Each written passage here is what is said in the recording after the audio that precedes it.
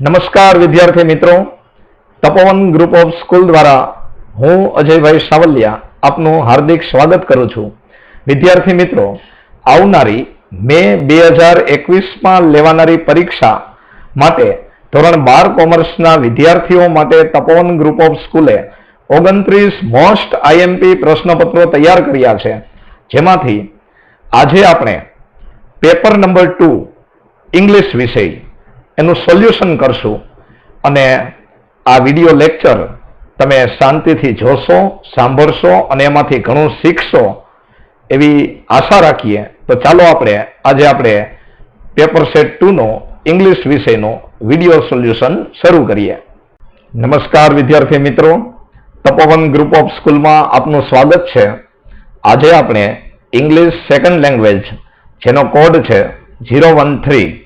વિદ્યાર્થી મિત્રો, આજે આપણે પેપર નંબર 2 એનું સોલ્યુશન કરવા જઈ રહ્યા છીએ. તો સૌપ્રથમ આપણે સેક્શન એ અને બી ની ચર્ચા કરીએ.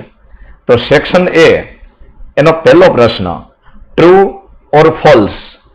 તો first sentence, the success of Disneyland totally changed Walt. ડિઝનીલેન્ડની સફળતાએ વોલ્ટને બદલી નાખ્યો. તો આ વિધાન ટ્રુ આવશે કે ફોલ્સ? તો કે ફોલ્સ. કેમ? તો કે ડિઝનીલેન્ડની સફળતાએ વોલ્ટને બદલી નાખ્યો એવું હતું નહીં. વોલ્ટ ભલે ગમે તેટલો સફળ વ્યક્તિ રહ્યો, પણ છેલ્લે સુધી એ બહુ સિમ્પલ વ્યક્તિ રહ્યો. અને ડિઝનીલેન્ડ કરતાંય મિકી માઉસની જે કાર્ટૂન શ્રેણી છે એનાથી વોલ્ટના જીવનમાં પરિવર્તન આવ્યું. પણ હજી એકવાર કહું કે છેલ્લે સુધી બહુ સિમ્પલ વ્યક્તિ રહ્યો હતો. વોલ્ટ આ સફળતાથી બદલાયેલો હતો નહીં, એટલે ફોલ્સ આવશે. Second, A good example of interaction between mind and body is exam nerves. Interaction એટલે આંતર સંબંધ થાય, અને એક્ઝામ નર્વ્સ એટલે પરીક્ષાનો ડર. તો ફરીથી, a good example of the interaction between mind and body, કે માઇન્ડ અને બોડી આ બંને વચ્ચેના આંતર સંબંધનું જો કોઈ સૌથી સારું ઉદાહરણ હોય તો એ છે એક્ઝામ નર્વ્સ, એટલે કે પરીક્ષાનો ડર. તો આવશે ટ્રુ. આ લાઈન યુનિટ 3 એના રીડ 1માં આપેલી છે. ચાલો third, Helen ask worker to fight for there countries victory in the war. Victory એટલે જીત થાય. Helen ask worker to fight for there countries victory in the war. Helen યુદ્ધમાં પોતાના દેશની જીત માટે કામદારોને લડવાનું કહે છે.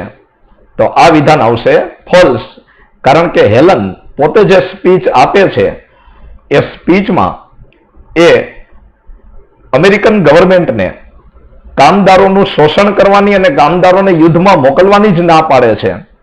તો પછી દેશની જીતની અપેક્ષા ક્યાંથી રાખે? હેલન પોતે જ અમેરિકન ગવર્મેન્ટને એવું કહે છે કે આપણે વિશ્વયુદ્ધમાં ઉતરવું નથી, એટલે આ વિધાન ફોલ્સ આવશે. ચોથું, we should take arms against each other in times of war. Arms એટલે શસ્ત્રો. વાક્ય એવું છે કે we should take arms against each other in times of war, કે યુદ્ધના સમયે આપણે એકબીજાની સામે શસ્ત્રો ઉપાડવા જોઈએ. તો આ વિધાન આવશે ફોલ્સ, કારણ કે યુદ્ધ કરવાની જ ના પાડે છે, તો પછી શસ્ત્ર ઉપાડવાનો પ્રશ્ન જ ક્યાં આવે? તો વિદ્યાર્થી મિત્રો, આ હતા ટ્રુ ફોલ્સ, જે યુનિટ 1 to 6 માંથી પૂછાય છે. હવે આપણે જોઈએ નિયરેસ્ટ મિનિંગ. આ નિયરેસ્ટ મિનિંગ એટલે કે સમાનાર્થી શબ્દ એ સપ્લિમેન્ટરીના લેસનમાંથી પૂછાય છે. ચાલો, પ્રશ્ન નંબર 5 એમાં જે શબ્દ આપેલો છે મોડ્યુલ, એ મોડ્યુલનો સમાનાર્થી શબ્દ થાય છે સેક્શન. મોડ્યુલ એટલે વિભાગ, સેક્શન એટલે વિભાગ. તો સેક્શન એ મોડ્યુલનો સમાનાર્થી થશે. 6 નંબર, એવર લાસ્ટિંગ, જેનો અર્થ થાય છે અનાદિ, અનંત. તો આનો સમાનાર્થી થશે ઇટરનલ. નીચે બ્લુ અક્ષરે જવાબ આપેલા જ છે. ઇટરનલ એટલે પણ અનાદિ, અનંત, શાશ્વત. એના પછી 7મો પ્રશ્ન, સ્ટબર્ન. સ્ટબર્ન એટલે જિદ્દી થાય. તો વિદ્યાર્થી મિત્રો એનો સમાનાર્થી તો સાતમો પ્રશ્ન સ્ટબર્ન. સ્ટબર્ન એટલે જિદ્દી, જેનો સમાનાર્થી થાય છે ઓબ્સ્ટિનેટ. ઓબ્સ્ટિનેટ એટલે જિદ્દી થાય. એના સિવાયના જે ત્રણ શબ્દ છે એમાં સ્ટ્રિક એટલે કડક, ઓબ્વિયસ એટલે સ્પષ્ટ અને સ્ટુપિડ એટલે મૂર્ખ થાય. ચાલો એના પછી જોઈએ. હવે આવે છે 8, 9 અને 10. એની અંદર ફંક્શન ઓળખવાના છે.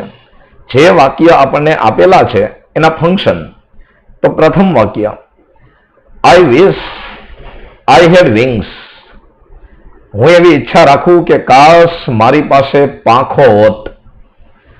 કોઈ વ્યક્તિ પાસે પાંખો નથી પણ એવું કહે છે કે કાશ એવી હું ઈચ્છા રાખું કે મારી પાસે પાંખો હોત. તો એ વ્યક્તિ પોતાની પાસે પાંખ ન હોવા માટે ખેદ વ્યક્ત કરે છે. અને ખેદ વ્યક્ત કરવો એને ઇંગ્લિશમાં કહેવાય રિગ્રેટિંગ.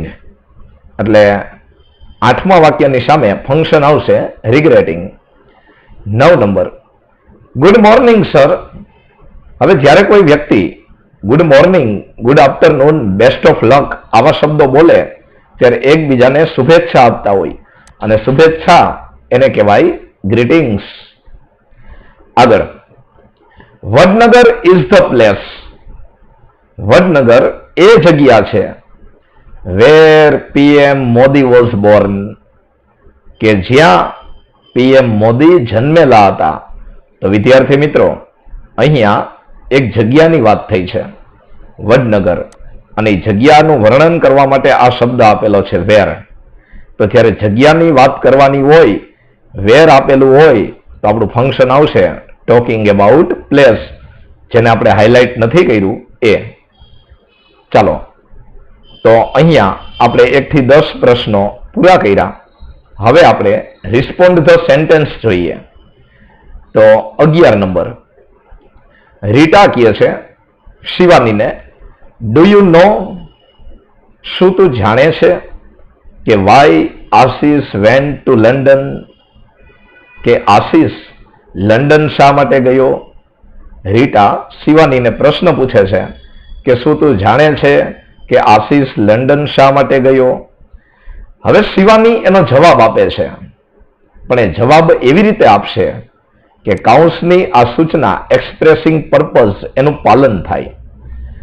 એક્સપ્રેસિંગ પર્પઝ એટલે હેતુ દર્શાવવો, પર્પઝ એટલે હેતુ. તો હવે શિવાની જે જવાબ બોલશે એ હેતુ દર્શાવતું વાક્ય હોવું જોઈએ.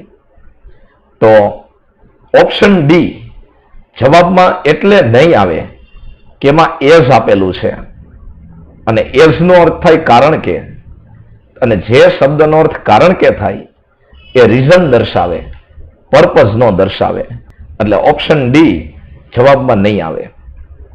ઓપ્શન સી માં બીકોઝ ઓફ આપેલું છે, જેનો અર્થ થાય ને કારણે.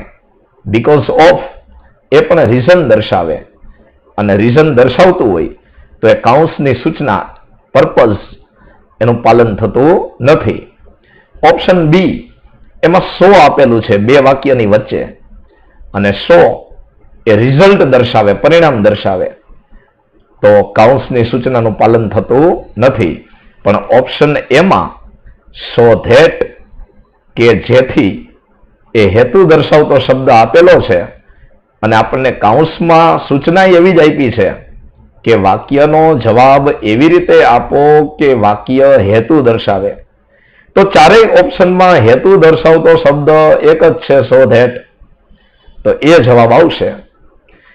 રીટાએ પ્રશ્ન એવો પૂછ્યો કે તું જાણે છે કે શા માટે આશિષ લંડન ગયો, એટલે શિવાની આવું હેતુ દર્શાવતું વાક્ય બોલશે કે હી વેન્ટ ટુ લંડન, એ લંડન ગયો so that he could earn money, કે જેથી કરીને એ પૈસા કમાઈ શકે. આગળ વધ્યા વિદ્યાર્થી મિત્રો.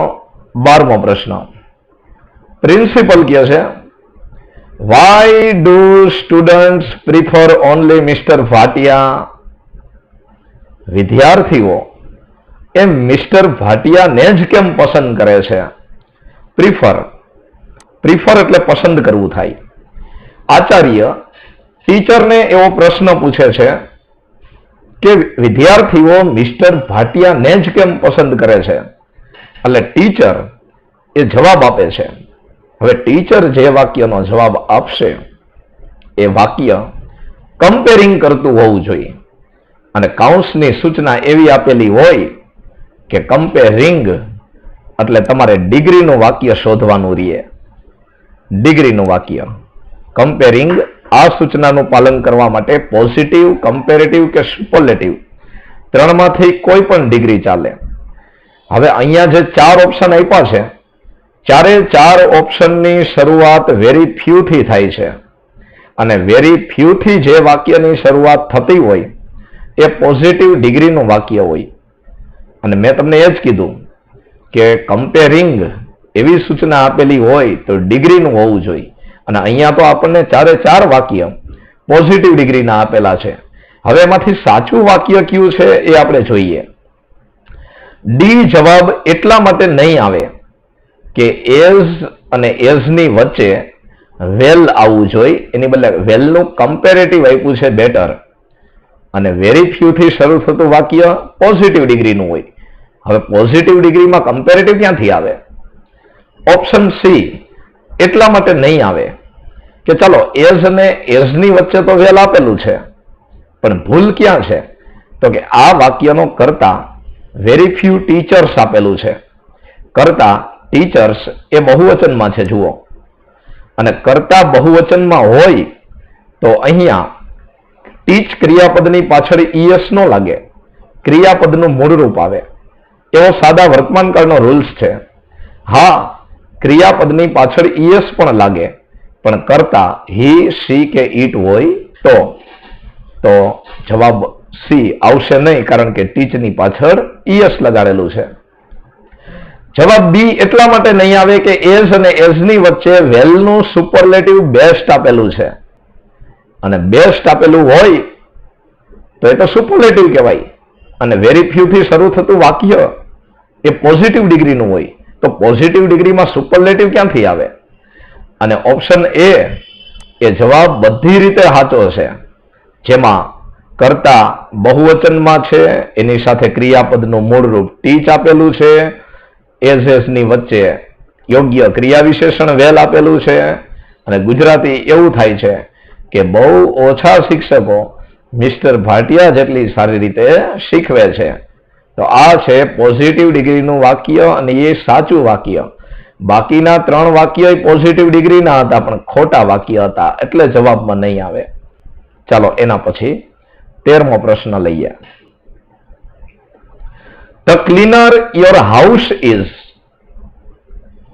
જેટલું વધારે સ્વચ્છ તમારું ઘર હોય છે, કૌંસમાં સૂચના એવી આપેલી છે ડબલ કમ્પેરિંગ. હવે ડબલ કમ્પેરિંગ તો એની વાક્ય રચના પ્રથમ વાક્યમાં જે વાક્ય રચના હોય એ જ વાક્ય રચના બીજા વાક્યમાં હોય. એટલે પ્રશ્નમાં જે વાક્ય રચના છે એ જ વાક્ય રચના જવાબમાં આવશે. કઈ રીતે? અહીંયા સૌ પ્રથમ ધ આપેલું છે પ્રશ્નમાં, તો જવાબમાં સૌ પ્રથમ ધ આવશે. ચાલો 4 ઓપ્શનમાં ધ આપેલું છે. પછી પ્રશ્નમાં કમ્પેરેટિવ ડિગ્રીનું રૂપ ક્લીન, એનું ક્લીનર આપેલું છે તો જવાબમાં એ કમ્પેરેટિવ ડિગ્રીનું રૂપ હેલ્ધી, એનું હેલ્ધીયર હોવું જોઈએ. પછી પ્રશ્નમાં કર્તા યોર હાઉસ છે તો જવાબમાં એ કર્તા પણ યોર હાઉસ નહીં યુ છે. પ્રશ્નમાં ક્રિયાપદ ઇઝ સાદો વર્તમાનકાળ તો જવાબમાં એ ક્રિયાપદ આર સાદો વર્તમાનકાળ. તો જવાબ કયો થયો? The healthier you are. તો આવી રીતે the cleaner your house is, the healthier you are. જેટલું વધારે સ્વચ્છ તમારું ઘર હશે એટલી વધારે તંદુરસ્તી, એટલા વધારે તંદુરસ્ત તમે હશો. ચાલો 14મો વાક્ય જોઈએ. સ્ટુડન્ટ કહે છે, sir which colour pen will we use to write papers. Paper લખવા માટે અમે કઈ રંગની પેનનો ઉપયોગ કરશું? વિદ્યાર્થીઓ સાહેબને કહે છે કે સાહેબ પેપર લખવા માટે અમે કઈ રંગની પેનનો ઉપયોગ કરશું, બ્લેક કે બ્લુ? એટલે ટીચર સામે એનો જવાબ આપે છે. ટીચર જવાબ એવી રીતે આપશે કે કાઉન્સની સૂચના ચોઇસ એટલે કે પસંદગી એનું પાલન થાય. હવે ટીચર જે જવાબ આપે છે એ જવાબમાં ઓપ્શન એ એટલે નહીં આવે કે ઓપ્શન એમાં કેન આપેલું છે અને કેન એ ચોઇસ નો દર્શાવે, એબિલિટી દર્શાવે. ઓપ્શન બી માં વુડ આપેલું છે, ઓપ્શન બી માં વુડ આપેલું છે તો એ વુડ ચોઇસ દર્શાવે, એ જવાબ રાઈટ છે. ઓપ્શન સી માં પરમિશન આપતું વાક્ય છે અને પરમિશન આપતો શબ્દ આર અલાઉડ, પણ પરમિશન આપવી એવું કાઉન્સનું ફંક્શન નથી. અને ઓપ્શન ડી એમાં જવાબ જ નેગેટિવ છે એટલે ઓપ્શન ડી એ જવાબમાં આવશે નહીં. એના પછી પ્રશ્ન નંબર 15, WH ક્વેશ્ચન નંબર 15. વાક્ય એવું છે કે my father gifted me a bike. મારા પપ્પાએ મને એક બાઇક ભેટમાં આપી. વિદ્યાર્થી મિત્રો, બાઇક જવાબમાં નીકળી જાય, બાઇક શબ્દ જવાબમાં આવે એવી રીતે આપણે પ્રશ્ન બનાવવાનો અને લીટી દોરેલો શબ્દ જવાબમાં ન હોવો જોઈએ. તો બાઇક શબ્દ નીકળી જાય એવી રીતે પ્રશ્ન બનાવવાનો. મારા પપ્પાએ મને બાઇક ગિફ્ટમાં આપી, તો હવે આપણે બાઇક નીકળી જાય એવી રીતે પ્રશ્ન આ રીતે બનાવશું કે મારા પપ્પાએ મને ગિફ્ટમાં શું આપ્યું. તો એવા આપણી પાસે બે વિકલ્પો છે. એ જેમાં વાક્ય રચના એક્ટિવ છે, ડીડ પ્લસ મૂળરૂપ, અને બી જેમાં વાક્ય રચના પેસિવ છે, વોઝ ગિફ્ટેડ. પણ એ અને બી બંનેનો મિનિંગ એક જ થાય કે મારા પપ્પાએ મને ગિફ્ટમાં શું આપ્યું. તો જો એ અને બી બંને જવાબ હોય તો સાચો જવાબ કયો ગણાશે? D, A and B both. ચાલો 16 નંબર. જ્યારે હું રવાના થવાનો હતો ત્યારે તેણે મને પૂછ્યું. જ્યારે હું રવાના થવાનો હતો ત્યારે તેણે મને પૂછ્યું. તો હવે લીટી દોરેલો શબ્દ જ્યારે હું રવાના થવાનો હતો એ નીકળી જાય એવી રીતે આપણે પ્રશ્ન બનાવીએ. તો પ્રશ્ન ગુજરાતીમાં આ રીતે બનશે કે તેણે મને ક્યારે પૂછ્યું, અને ક્યારે એને ઇંગ્લિશમાં કહેવાય વેન. હવે વેન વાળા આપણી પાસે બે ઓપ્શન છે, બી અને ડી, પણ પ્રશ્નમાં આસ્કડ આપેલું હતું. આસ્કડ એટલે સાદો ભૂતકાળ, અને સાદા ભૂતકાળના વાક્યને પ્રશ્નાર્થ બનાવીએ તો ડીડ ની જરૂર પડે. તો જવાબ કયો આવશે? Option B. એના પછી 17મો પ્રશ્ન. Police caught the thief near the hotel yesterday. કે પોલીસે હોટેલની નજીક ગઈકાલે ચોરને પકડી લીધો. હવે હોટેલની નજીક આ શબ્દ નીચે લીટી છે. આ લીટી દોરેલો શબ્દ જવાબમાં ન આવવો જોઈએ. તો એ અને બી તો એમનેમ નીકળી જાય કારણ કે એ અને બી માં લીટી દોરેલો શબ્દ છે. હવે વાત રહી સી અને ડી ની. તો લીટી દોરેલો શબ્દ એ સ્થળ દર્શાવતો શબ્દ છે અને સ્થળ દર્શાવતા શબ્દ નીચે લીટી હોય તો વેરથી પ્રશ્ન બને, વેરથી. તો જવાબ કયો આવશે? ડી. આગળ 18 નંબર. મારી માતાએ ગઈકાલે મસાલા ઢોસા બનાવ્યા. My mother Cook masala dosa yesterday. વિદ્યાર્થી મિત્રો, આ વાક્યમાં સમય નીચે લીટી છે, યસ્ટરડે નીચે, અને સમય નીચે લીટી હોય તો વેન થી પ્રશ્ન બને. તો જવાબ કયો આવશે? Option C. તો આ હતો આપણો સેક્શન એ. સેક્શન એમાં એમસીક્યુ હોવાથી 18 વિકલ્પો સાચા પડે તો જ માર્ક્સનો સ્કોર સારો કરી શકાય. હવે આપણે સેક્શન બી માં યુનિટના 10 પ્રશ્ન જવાબ જોઈએ, પેરેગ્રાફ વાળા. તો પ્રશ્ન એવો આપ્યો છે, 19મો પ્રશ્ન. What happen with the arrival of driver ends. મિત્રો, 19મો અને 20મો આ બંને પ્રશ્નો યુનિટ નંબર 5 ની અંદરથી છે. અને પ્રશ્ન 19મો એવો છે કે what happen with the arrival of driver ants. Driver એન્ડ્સના આગમન સાથે શું બને છે? તો નીચે જવાબ જુઓ. when the driver ants arrive at the house, કે જ્યારે ડ્રાઈવર એન્ડ્સ ઘરમાં આવે છે ત્યારે people flee into the forest, લોકો જંગલમાં નાસી જાય છે અને stay there, ત્યાં જંગલમાં રહે છે ક્યાં સુધી? until the ants have passed, જ્યાં સુધી આ કીડીઓ પસાર ન થઈ જાય ત્યાં સુધી. તો પ્રશ્ન એવો હતો કે ડ્રાઈવર એન્ટ્સના આગમન સાથે શું બને છે? તો જવાબ એવો આવશે કે જ્યારે ડ્રાઈવર એન્ટ્સ ઘરમાં પ્રવેશે છે ત્યારે લોકો જંગલમાં ભાગી જાય છે અને જંગલમાં જ રહે છે જ્યાં સુધી ડ્રાઈવર એન્ટ્સ એના ઘરમાંથી પસાર ન થઈ જાય ત્યાં સુધી. એના પછી હવે પ્રશ્ન એવો છે 20મો. What is the benefit of driver ants to the villagers, કે ગ્રામવાસીઓને ડ્રાઈવર એન્ટ્સનો ફાયદો શું થાય? ડ્રાઈવર એન્ટ્સ આ ગ્રામવાસીઓના ઘરમાં આવે તો એનાથી ગ્રામવાસીઓને ફાયદો શું થાય? તો જવાબ જુઓ. The benefit of driver ants to the villagers, કે ગ્રામવાસીઓને ડ્રાઈવર એન્ટ્સનો ફાયદો એ છે કે they clear every insect and spider from their house, કે તેઓ તેના ઘરમાંથી દરેક જંતુ એટલે ઇન્સેક્ટ અને સ્પાઈડર એટલે કરોળીઓ એ સાફ કરી નાખે છે. ડ્રાઈવર એન્ટ્સનો ફાયદો એ છે કે ડ્રાઈવર એન્ટ્સ આ ગામ લોકોના ઘરમાંથી દરેક જંતુ અને કરોળીઓ સાફ કરી નાખે છે. એના પછીનો જે પેરેગ્રાફ આપેલો છે એ યુનિટ નંબર 4 માંથી આપેલો છે, ધ એડજસ્ટમેન્ટ. ચાલો 21મો પ્રશ્ન.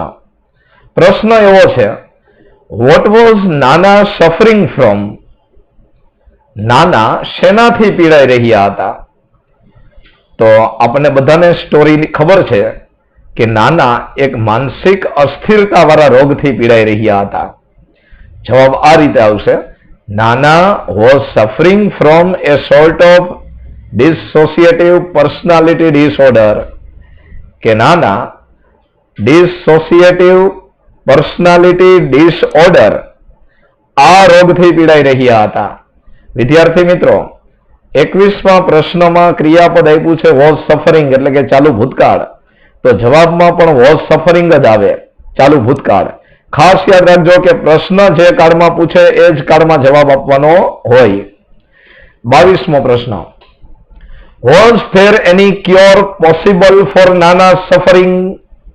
સફરિંગ એટલે પીડા અને ક્યોર એટલે ઈલાજ. તો પ્રશ્ન એવો છે કે was there any cure possible for Nana suffering, કે નાનાની પીડા માટે કોઈ ઈલાજ પોસિબલ છે?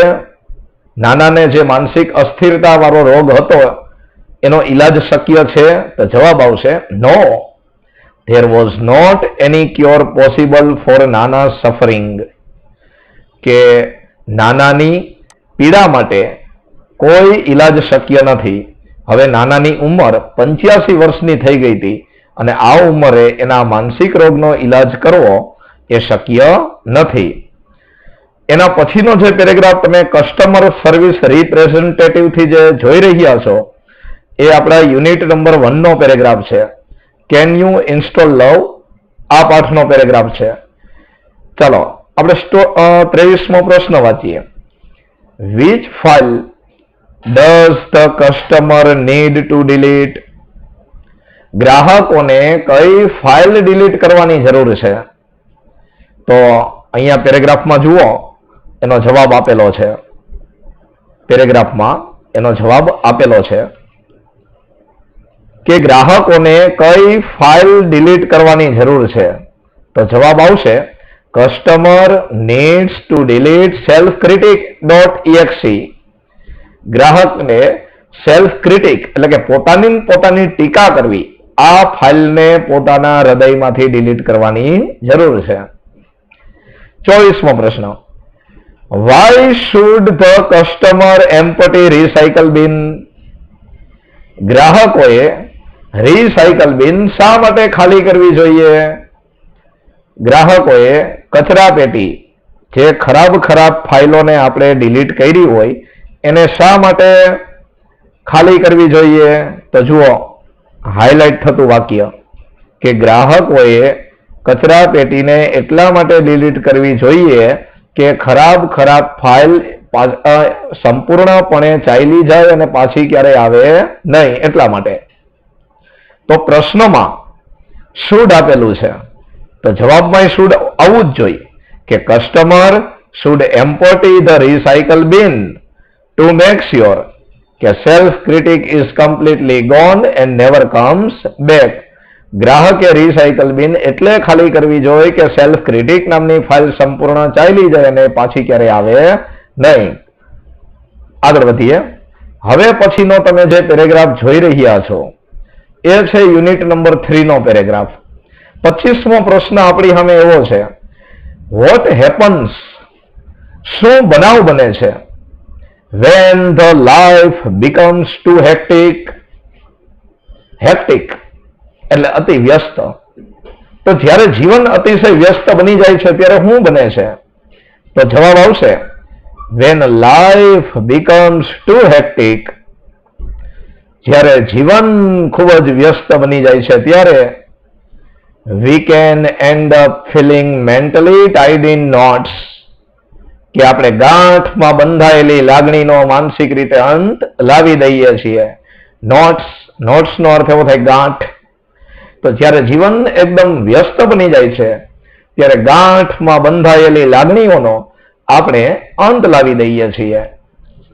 26 number, which thing shows us the way out of our current problems. કઈ વસ્તુ આપણી હાલની સમસ્યામાંથી બહાર નીકળવાનો રસ્તો આપણને બતાવે છે? હાલનો આપણી પાસે જે પ્રોબ્લેમ છે તણાવનો પ્રોબ્લેમ, અને તણાવમાંથી બહાર નીકળવાનો રસ્તો આપણને કઈ વસ્તુ બતાવે છે? તો જવાબ આવશે optimism with the technique of anticipating success. કે એન્ટિસિપેટિંગ સક્સેસ આ નામની ટેકનિકથી ઉત્પન્ન થયેલું આશાવાદ એટલે કે ઓપ્ટિમિઝમ એ આપણને હાલની સમસ્યામાંથી બહાર નીકળવાનો રસ્તો બતાવે છે. જો આપણે એન્ટિસિપેટિંગ સક્સેસ નામની ટેકનિકને અમલમાં મૂકશું તો આપણામાં નવી આશા અને નવો ઉત્સાહ જાગશે, જેનાથી આપણે તણાવમાંથી બહાર નીકળી શકશું. 27મો પ્રશ્ન એવો છે કે who was the driving force. How, કે કંપનીમાં ડ્રાઇવિંગ ફોર્સ કોણ હતું? આ જે કંપની ચાલતી હતી એ આ કંપનીમાં ચાલક બળ કોણ હતું? એ કંપનીનો મુખ્ય આધાર કોણ હતું અને કેવી રીતે? તો જવાબ એવી રીતે આવશે કે Walt was the driving force. Walt એ પોતે જ કંપનીનું ચાલક બળ હતું. કઈ રીતે? તો કે વોલ્ટ એ બધી પ્રવૃત્તિઓ પાછળનું ચાલક બળ હતું. જે પ્રવૃત્તિઓ આ લેખક રોય ડિઝની અને એના સાથી મેમ્બરો કરતા, અને રોય ડિઝની અને એના સાથી સભ્યો એ કઈ પ્રવૃત્તિ કરતા? તો કે from making movies to building Disneyland. ફિલ્મો બનાવવાથી માંડીને ડિઝનીલેન્ડનું બાંધકામ કરવા સુધીના દરેક કાર્ય. ફિલ્મો બનાવવાથી માંડીને ડિઝનીલેન્ડનું બાંધકામ કરવા સુધીનું દરેક કાર્ય જે થતું કંપનીમાં એ બધાય પાછળનું ચાલક બળ જો કોઈ હોય તો એ હતો વોલ્ટ. અને વોલ્ટ આ કાર્ય એટલા માટે કરતો કે જેથી લોકો એના નામનું સતત એવી રીતે વર્ણન કરે જાણે કે તે હજી જીવતો હોય. એટલે લોકો મર્યા પછી પણ એને યાદ રાખે, એટલે વોલ્ટ કંપનીમાં આટલો ભોગ આપતો. આગળ વધીએ. 28મો પ્રશ્ન, which quality of Walt Disney have been mentioned in the extract. Extract એટલે પેરેગ્રાફ થાય અને મેન્શન એટલે વર્ણન કરવું થાય. તો પ્રશ્ન એવો છે કે which quality of Walt Disney have been mentioned in the extract. કે વોલ્ટ ડિઝનીના કયા ગુણો પેરેગ્રાફમાં મેન્શન કરવામાં આવ્યા છે, પેરેગ્રાફમાં વર્ણવવામાં આવ્યા છે. તેમાં બે ગુણ આવે છે. એક છે ઇમેજિનેટિવ, એટલે કે વોલ્ટ પોતે કલ્પનાશીલ હતો, અને બીજું ઇન્ડસ્ટ્રીયસ, વોલ્ટ પોતે સાહસી વ્યક્તિ હતો. તો હાઇલાઇટ કરેલા બંને શબ્દો ઇમેજિનેટિવ અને ઇન્ડસ્ટ્રીયસ, આ બે ગુણ એવા છે કે જે વોલ્ટ ડિઝનીનું વર્ણન કરતા હતા. વોલ્ટ ડિઝનીમાં કયા ગુણ હતા? તો કે કાલ્પનિક વ્યક્તિ હતો, કલ્પનાશીલ વ્યક્તિ હતો અને એક સાહસિક વ્યક્તિ હતો. વિદ્યાર્થી મિત્રો, અહીંયા 10 સવાલ પૂરા થાય છે સેક્શન બી માં. હવે આપણે શોર્ટ નોટ જોઈએ. પહેલી શોર્ટ નોટ એન્ડ્સ લાઈફ, કીડીઓનું જીવન, યુનિટ 5 ની શોર્ટ નોટ છે. બીજી short note title the adjustment, A unit 4 ની શોર્ટ નોટ છે. ત્રીજી short note how to reduce stress, A unit 3 ની શોર્ટ નોટ છે કે તણાવ કેવી રીતે ઘટાડવો. અને ચોથી short note Walt an ambitious man, Walt એક મહત્વકાંક્ષી માણસ. તો વિદ્યાર્થી મિત્રો, આ બધી શોર્ટ નોટ્સમાં પેલી 3 શોર્ટ નોટ એ મોસ્ટ આઈએમપી છે. તમને યાદ અપાવી દઉં કે દરેક શોર્ટ નોટ્સ એ નવા પેજ ઉપર લખવાની હોય. શોર્ટ નોટ્સમાં વચ્ચે ક્યાંય પેરેગ્રાફ નહીં પાડવાના. શોર્ટ નોટ્સ ઓછામાં ઓછું એક પેજ પેપર ચેકરને લાગે એવી રીતે લખવાની. અને શોર્ટ નોટ જે કાળમાં શરૂ કરી હોય એ જ કાળમાં પૂરી કરવાની. એક સાથે બે કાળ ભેગા નહીં કરવાના. માની લ્યો કે શોર્ટ નોટ વર્તમાન કાળમાં લખતા હોય તો આખી શોર્ટ નોટ વર્તમાન કાળમાં જ લખવાની, અને જો ભૂતકાળમાં લખતા હોય તો આખી શોર્ટ નોટ ભૂતકાળમાં જ લખવાની. પછી એમાં ક્યાંય ભવિષ્યકાળ નહીં આવે. એટલે આ રીતે શોર્ટ નોટ લખવાની આવે. તમને 4 શોર્ટ નોટ આપેલી હશે, એમાંથી તમારે કુલ 2 લખવાની. અને જે વ્યવસ્થિત રીતે તમને આવડતી હોય, તમને એવું લાગે કે હું આ શોર્ટ નોટને એક પેજમાં લખી શકીશ, એ જ શોર્ટ નોટ તમારે લખવાની, નવા પેજ ઉપરથી લખવાની. તો આ શોર્ટ નોટ જે તમને સ્ક્રીન ઉપર જોઈ રહ્યા છો એ વાંચી લેજો અને સરસ રીતે લખજો. જ્યારે એકદમ સાચી શોર્ટ નોટ લખશો ત્યારે બોર્ડમાં તમને 3 માંથી 2.5 માર્ક્સ આપશે, પૂરા 3 નહીં મળે. અને જો ભૂલ કરશો તો વધારે કપાશે. હવે એના પછીનો પ્રશ્ન જોઈએ, ખાલી જગ્યા વાળો પ્રશ્ન. અહીંયા જે ખાલી જગ્યા આપેલી છે એ યુનિટની જ ખાલી જગ્યા હશે અને 4 ઓપ્શન આપેલા હશે. એ ચારેય ઓપ્શન માટે ખાલી જગ્યા 3 હશે. એટલે એનો અર્થ એમ કે એક ઓપ્શન નીકળી જશે. તો આ કોઈ ગ્રામેટિકલ ખાલી જગ્યા નથી, પાઠની ખાલી જગ્યા છે. એટલે પાઠની સ્ટોરી યાદ હોવી એ ખૂબ જ જરૂરી છે. તો હવે હું વાંચું છું. પીપલ શુડ બી એન્કરેજ, લોકોને પ્રોત્સાહિત કરવા જોઈએ to use battery driven scooter, બેટરીથી ચાલતા સ્કૂટરનો ઉપયોગ કરવા માટે. લોકોને બેટરીથી ચાલતા સ્કૂટરનો ઉપયોગ કરવા માટે પ્રોત્સાહિત કરવા જોઈએ. વિચ ઇન્વોલ્વ ઝીરો ઇમિશન, કે જે કાર્બનનું 0 ઉત્સર્જન કરે છે. ઇમિશન એટલે ઉત્સર્જન. બેટરીથી ચાલતા સ્કૂટરો એ કાર્બનનું ઉત્સર્જન કરતા નથી.